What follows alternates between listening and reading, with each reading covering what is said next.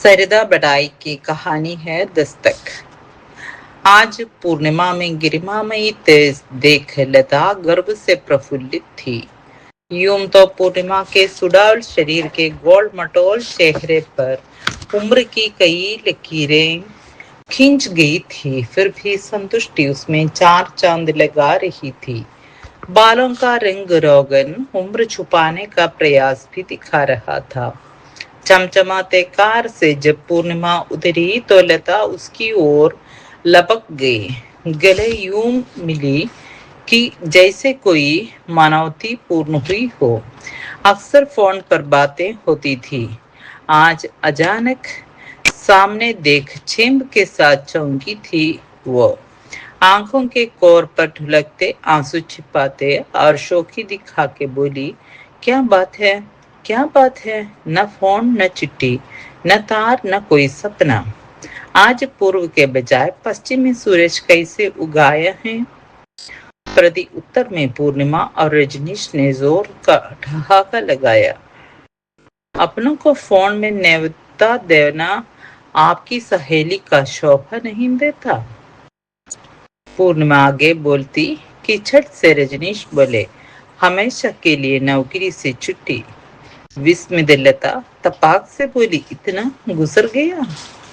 Retirement principal गिरी से?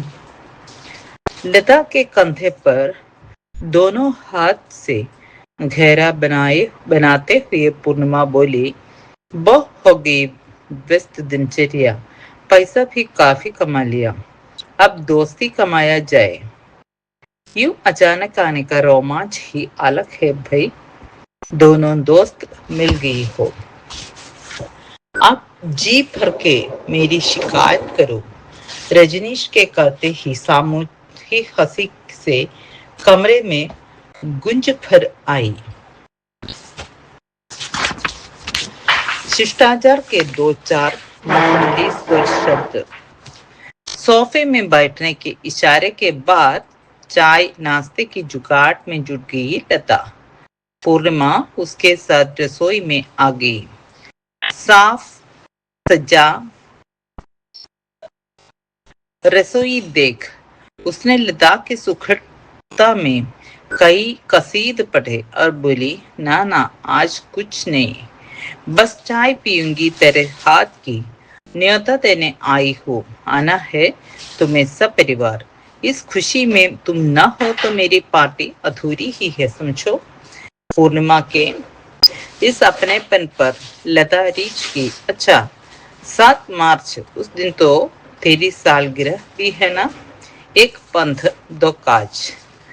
फिर दोनों सहेली खिलखिला पड़ी, जैसे दोनों का बचपना लौट आया हो। जुबान की धनी पूर्णिमा में वाक पड़ता खूब थी। बिना लाग लपेट बेधड़क उसका बातों को रखना हमेशा लता को भाती था। उसके साथ पहली कक्षा से स्नातकोत्तर करने के बावजूद भी लता पूर्णिमा से एक गुर सीख न सकी। शांत सरल मितभाषी लता हमेशा से संकोची ही रही। मन की बातें डायरी में लिखती, दूसरों पे कभी जाहिर नहीं होने देती। ऐसा नहीं था कि लता के अंतर्मुखी स्वभाव से अपरिचित थी पूर्णिमा। रजनीश खामोश पड़ते माहौल में चाय की चुस्की चुस्की के साथ मजाकिया रंग भरते रहे। ऐसे ही थे रजनीश, बाल की खाल खींच शब्दों से शब्दों के मायने बदलने में माहिर। शायद इसलिए पूर्णिमा को रजनीश जैसे जीवन साथी से समय गुजरने का पता न चला। चाय खत्म हुई। पुनः विनम्रता पूर्वक आने के आग्रह अनुरोध से लदी फदी लता हाँ हाँ करती हुई उन दोनों को बाहर तक छोड़ने आई।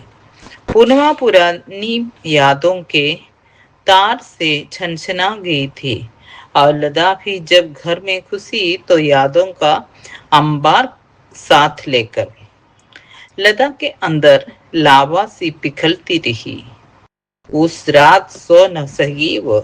निस्तब्ध रात और पूर्णिमा की कही बातें हंसी के साथ गूंजती रही। तुम्हारा नाम लता नहीं, कविता होना था। पति पत्नी का समर्पण और सम्मान भाव आज उसे लिखने को व्यग्र कर रहा है। भावनाएं मन में छलके तो डायरी में उसे समाहित करने लगी। एचईसी में जूनियर इंजीनियर मिलनसार रजनीश पूर्णिमा के पिता के निधन के बाद अपने से छोटे भाई बहनों के साथ पूर्णिमा के भाई बहनों को भी आश्रय दिया। साथ ही पूर्णिमा को पढ़ाई जारी रखने का हौसला भी। कला में उच्च डिग्री हासिल करने के सफर में प्रिंसिपल पद के लिए आवेदन और साक्षात्कार के तमाम उतार चढ़ाव में वो पूर्णिमा के साथ एक कदम आगे ही रखा। अंततः अपनी लगन और परिश्रम के बलबूते उसने मंजिल पा ली। मुश्किलें किसके हिस्से नहीं आती, हादसे किसके साथ नहीं होते। सच्चा वो है जो झोल झमेले झेलते हुए झुलसे ना। लता उसके जब्जे को तहे दिल से सलाम करती थी। लिखते लिखते शब्दों के झरना में वो गई, हंसी हंसी में ही सही पूर्णिमा का ये कथन, काश तुम्हारा नाम लता के बजाय कविता होता। इस एक कथन ने उसे 40 साल पीछे टकेल दिया। बचपन की बातें बचपन में लौट आई। कहते हैं दूध का पाव पालने में दिखता है। इन सब से अलग लता में कोई विलक्षण प्रतिभा नहीं दिखी किसी को। माँ बाप की चौथी संतान लता को माम का दूध नसीब नहीं हुआ। भरली डिब्बों के दूध से कुपोषित होकर शारीरिक मानसिक क्षमताओं से दुर्बल ही रही। गणित विषय दिमाग के दायरे से बाहर का था। पाठ याद करने के लिए कठिन मेहनत करनी पड़ी।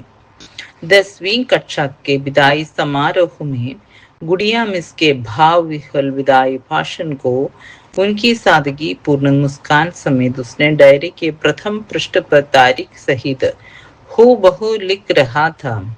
उसे बार बार पढ़ ऊर्जा पूरित होती रही थी। लता समय निकल चुका है, फिर भी संस्मरण से दीप्त इन पन्नों को अब तक संभाले हैं लता। क्या कहा था उन्होंने? आज आपको स्कूल से विदाई मिल रही है, पर यादों से नहीं। ये स्कूल टाइम आपका लाइफ टाइम है। माता पिता के अरमान इस रिजल्ट में है। सपनों की पहली पीढ़ी ये 10वीं का रिजल्ट है। किस बीच में कितना बड़ा वृक्ष है कोई नहीं जानता। क्षमताओं को पहचानते हुए सुनिश्चित करें और मंजिल की ओर बढ़े। जिस कार्य को करते आपको खुशी मिले, समय के बीतने का आभास न हो, वही रास्ता आपका मंजिल तय करेगा। जरूरी नहीं इंजीनियर या डॉक्टर बने, आप में अच्छे नागरिकता का नींव होना चाहिए। अगर एक गृहिणी भी बने तो उस पर नाज करें, उसी में अपने को तलाशे और तरासे। अनुभव की जमा पूंजी ही पीढ़ी दर पीढ़ी काम करती है। हमेशा सीखने की कला से स्वयं को विद्यार्थी बनाए रखे। इसी शुभकामना के साथ विदा। गुड़िया मिस का आदर्श अनुभव की छवि के साथ सोना मिस की लोलुप छवि भी इन यादों पर हावी रही। रंग भेद की भावना कहे या बच्चों के प्रति हद से ज्यादा प्यार, इन्हीं कमजोरियों का फायदा उठाती थी चौथी क्लास की नैतिक शिक्षा तथा नागरिक जीवन की अध्यापिका सोनादी। अपने क्लास में सोनादी अपनी बेटी रूपम को लता के देखरेख में लगा देती थी। लता भी बच्चों के सुसु टट्टी लार लोर से नहीं खिनाई। शायद इसलिए नागरिक शिक्षा तथा नैतिक शिक्षा में लता सबसे ज्यादा अंक प्राप्त करती थी। समय के साथ लता की अंगुलियों ने कलम थामा तो टूटे फूटे शब्दों से अपनी डायरी के पन्ने भरती बड़ी होने लगी। आज उन पन्नों को पलटती है तो संभालते सहेजते चिथड़े में तब्दील हो चले हैं, तो उसे पढ़ते हुए अपनी बेवकूफी पर हंस पड़ती है। अकेली ही 40 साल पुरानी डायरी का ढेर कबाड़ में बदल चुका है, लेकिन इन पीले पड़ चुके पन्नों की धुंधली अक्षरों से मोह भंग नहीं हुआ। उन्हें मिटाने या कष्ट नष्ट करने की हिम्मत जुटा नहीं सकी लता। माम से छुपा अपनी पुरानी और छोटी पड़ रही कपड़ों पिछवाड़े के झोंपड़ी के लंगोटिया दोस्तों में बांट देती। खुद भूखी रहकर अनुजा को अपनी टिफिन खिला देती थी लता। वो अनुजा अब कहाँ और कैसी होगी? बहते नाक और आंसू कंधे से पहुंचती अनुजा अपनी सौतेली मां के अत्याचार की कथा से द्रवित कर देती थी। कभी कभी तो अपनी मां भी उसे अनुजा की मां की तरह सौतेली लगती। अनुजा से मां की अनगिनत कहानियां खो जाने वाली लता मनगढ़ंत कहानी सुनाने में माहिर हो चुकी थी। कहानी के चस्के में डूबी हम उम्र बच्चों से घिरी रहती लता कवि और लेखिका का अर्थ भी नहीं जानती थी। तब कहानी कहने की कला में लाग लपट अतिशयोक्ति बढ़ती और मित्र मंडली की उल्सिगता भी। परिणाम 5वीं में फेल। बड़े भाई संजय के जन्म के 2 साल बाद पिताजी को मंजय का इंतजार था। जन्म से पहले मंजय नामकरण का परिणाम स्वरूप पराजय लदा थी। पराजय से घोर निराशा होती है, क्योंकि हार किसी को पसंद नहीं। प्रतिकूलता से हारना तो लता भी नहीं सीखी थी। इसीलिए घिरते आशाओं के बादल और झमाझम बारिश में भीग बदलने लगी थी लता। उसके बाद पढ़ाई के प्रति सजग हो गई लता। स्वाति कक्षा में कवित्री महादेवी के नाम से चिढ़ाए जाने लगी। उसने कविता को व्यंग्य का हिस्सा बनते देख दोस्तों से किनारा और किताबों से दोस्ती कर ली। जब किताबों से दोस्ती हुई तो नए दोस्त भी बनने लगे। सहृदया पूर्णिमा भी इनमें से एक थी, जो उसकी कविताओं को सुनती और अक्लमंद की लिस्ट में उसका नाम आगे लिख देती। एक कॉमिक्स और कई हाथ आगे के बेंच से पीछे बेंच तक नीचे ही नीचे खिसकती जाती, जैसे किताबों के पाव उगाए हो। उन दिनों कहानी पढ़ने सुनने का जोश भी था। स्कूल के रास्ते पुरानी किताबों की एक दुकान थी। एक किताब की पूरी कीमत अदा करो और चाहे जितनी किताबें पढ़ो, शर्त बस इतनी किताब लेते वक्त 10 पैसे जमा करो। इतनी पॉकेट खर्च तो लता को मिलती ही थी। पुस्तक पढ़ने की ललक में कई दोस्त बन गए। तकनीक का नया दौर मोबाइल में डूबे आज के बच्चों को देख लता व्यथित होती है। भावनाओं से परे मशीन से खेलते बच्चे तरक्की कर रहे हैं, पर इस रफ्तार में मानसिक तनाव भी है। आए दिन आत्महत्या की घटनाएं बढ़ रही हैं। वाइब्रेशन के इस तकनीक से कुंद पड़ गए हैं विचार। कान में हेडफोन टूल्स मधुर गीत नहीं शोर सुनती है ये पीढ़ी। ऐसे में कोई अनहोनी हो तो अचरज ही क्या। मन के अनसुलझे सवाल का हल है किताब। हृदय की कपाट मन की गांठें खोलने का जरिया है किताब। जीवन की व्यावहारिकता इसी से तो सीखते समझते हैं और बदलते हैं नजरिया। अनुभवी आचरणों का ताना बाना एक किताब छूने से क्यों कतराती है ये नई पीढ़ी। इन्हीं सवालों में घिर जाती है अक्सर लता। आज साइंस हो या कॉमर्स, अनिवार्य विषय है साहित्य ताकि नीरस न बने, जीवन जीने की कला से लबालब हो। लेखन की गहरी अभिव्यक्ति के लिए पुरजोर कोशिश देख गुरु विद्याभूषण जी लता से करते शब्दों को साधना पड़ता है। साहित्य में भाषा की अशुद्धियां बर्दाश्त नहीं की जाती। तुम्हें कठिन अभ्यास की जरूरत है। कुछ हटके लिखो, लेकिन में नयापन लाओ। लता जुट जाती भावना की अभिव्यक्ति के लिए नए बानगी के तलाश में। लेखन के महत्वाकांक्षी दृष्टिकोण के साजिश में फंसती जा रही थी लता। अच्छे लिखने की ललक अच्छा पढ़ने को प्रेरित भी कर रही थी। नाबालिग सोच से अछूती नहीं रह सकी लता। अपनी रातें मोटी मोटी बाजारू उपन्यासों में व्यर्थ किया। तब समझ में आया कि साहित्यिक रचना संसार अलग होती है। लेखनी विकसित करने का मादा जब्ज होने में देर हुई, किंतु देर आए दुरुस्त आए। इन कड़वे अनुभवों ने लता में लेखन के प्रति रुख साफ किया। घर नहीं, जिंदगी है लेखन। इधर उधर करके घर के चीजों को रखने सजाने का जगह बन जाता है।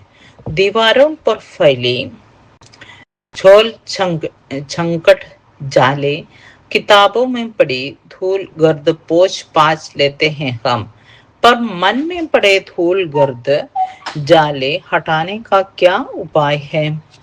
औषधि किताबें, नानी दादी के नुस्खे काम नहीं आते।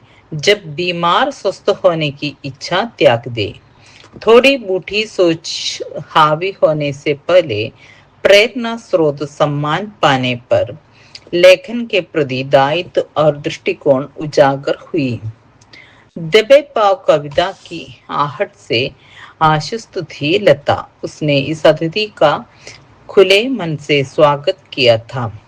पूर्व में भ्रमित लता ने कई बार शोध किया, कविता की वृत्ति नहीं तो ये बेचैनी कैसी? शब्दों को पन्ने में उकेरने की छटपटाहट कैसी? क्या हुआ जीवन में प्रारब्ध प्राप्त नहीं हुए? प्रेरणा पात्रता से मन को असीम संतुष्टि तो मिलती है। एक वक्त था जब लेखन को महत्वाकांक्षा की दृष्टि से देखने लगी थी वो। ये लता का अपरिपक्व लेखन का नतीजा था। प्रदीप प्राप्त का ध्येय विचारों में घुसपैठ कर शून्य कर देती। इससे पहले विचारों की परिपक्वता ने लता को आकांक्षा रहित किया तो मन आनंद की पवित्रता से लबालब कवित्व की भावना तिरोहित करने में स्वार्थ की गंध फैल गई। भावना के प्रवाह को शब्दबद्ध करना लेखन है तो हाँ मैं लेखिका हूँ। स्व की चाह और सम्मान लेखनी है तो हाँ मैं लेखिका हूँ। समय से लड़ती संवाद करती लता में भावुकता की ज्वालामुखी फूटी तो उर्वरकता बैठी खटी नहीं।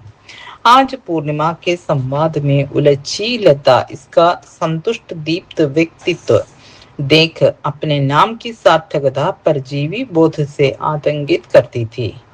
जिस तल्लीनता से स्वेटर बनाने के लिए पहले सुलझा आकार दिया जाता है, फिर सलाई में एक एक घर गिन गिन दूसरे सलाई में चढ़ाया जाता है। जरा सी असावधानी से घर गिरने, धागे उलझने, डिजाइन खराब होने की पूर्वाग्रह से जिंदगी को बुनती किसी लगन से आगे बढ़ रही थी लता। बीमार बूढ़ी दादी सास के अंतिम एक वर्ष उसे मल मूत्र का विसर्जन करते हुए उनके चेहरे में उसे अपनी दादी की छवि दिखती थी। कमर टूटने से असमर्थ दादी की दिनचर्या बिस्तर पर ही बीतती थी। बाद महीने 2 महीने की रहती तो ठीक, किंतु ठीक होने में उन्हें 6 महीने लगा। लता जब माँ की सहायता के लिए आगे बढ़ती, माँ मना कर देती, जाओ अपनी पढ़ाई देखो। आखिर माँ के बीमार होने पर लता को ही ये सब संभालना पड़ा।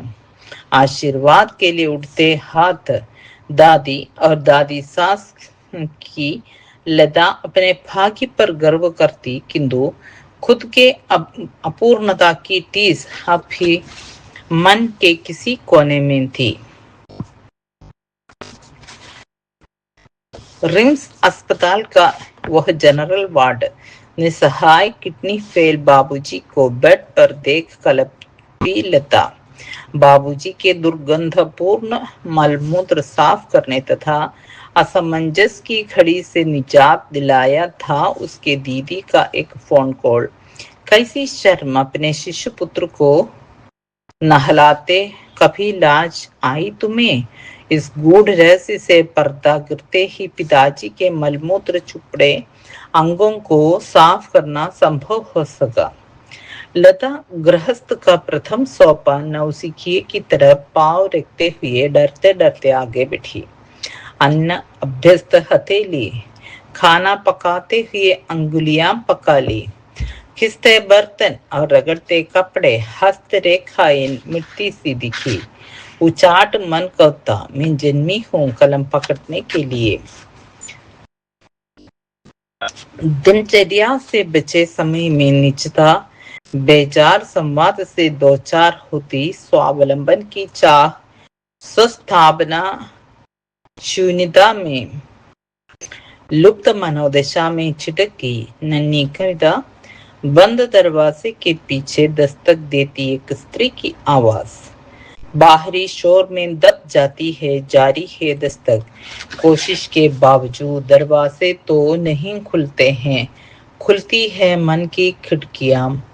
इन आती स्मृतियों के झोंकों से तर हो जाती है स्त्री। 12 पंक्तियां पढ़ती नींद की सरिता में जाने कब बह गई लता।